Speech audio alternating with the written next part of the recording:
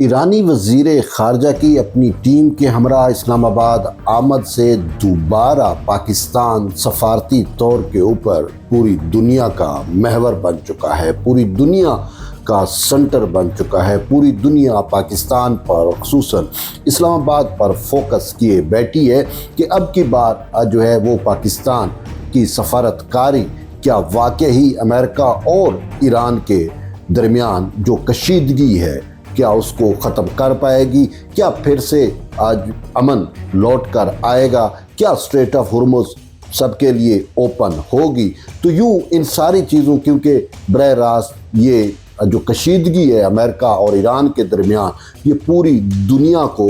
मुतासिर कर रही है और दुनिया का हर एक आम शहरी भी बरह रास्त इससे बेइंतहा मुतासिर हो रहा है, क्योंकि एनर्जी का फ़्लो जो है वो स्ट्रेट ऑफ हुर्मुज़ के ज़रिए रुक चुका है। तो तभी सब की नज़रें जो हैं वो पाकिस्तान पर हैं, वो इस्लामाबाद पर हैं और इस्लामाबाद की उस मुअस्सर सफारतकारी पर हैं कि पाकिस्तान जो है वो किस तरीके से अपना डिप्लोमेटिक रोल प्ले कर रहा है और पाकिस्तान किस तरीके से जो है वो अपनी जो है मीडिएशन को जो है वो कितना कारगर करता है कि 50 साल का जो खलीज है, 50 साल का जो तसादुम है अमेरिका और ईरान के दरमियान, 50 साल की जो राइवलरी है वो किस तरीके से जो है वो ख़त्म होकर जो है वो अमन की आशा बनेगी या अमन का रास्ता उससे जो है वो तलाशा जाएगा। तो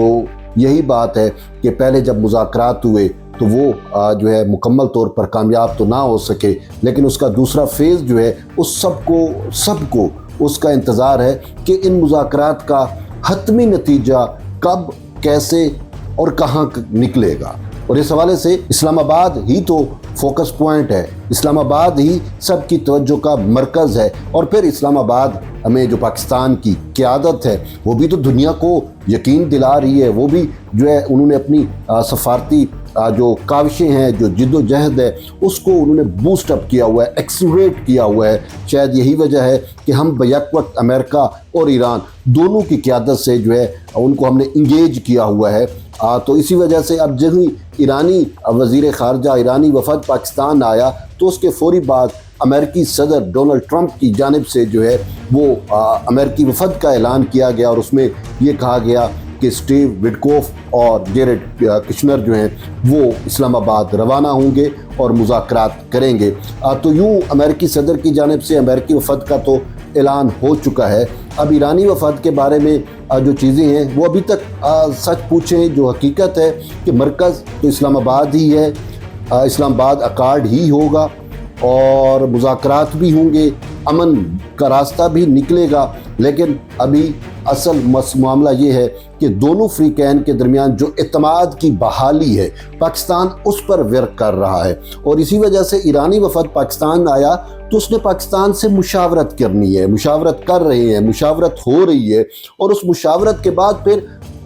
फ़ेज़ 2 में इंटर हुआ जाएगा और उस मुशावरत के लिए ईरानी वफ़द को भी थोड़ा टाइम चाहिए। असल में बात फिर वही है कि 50 साल की जो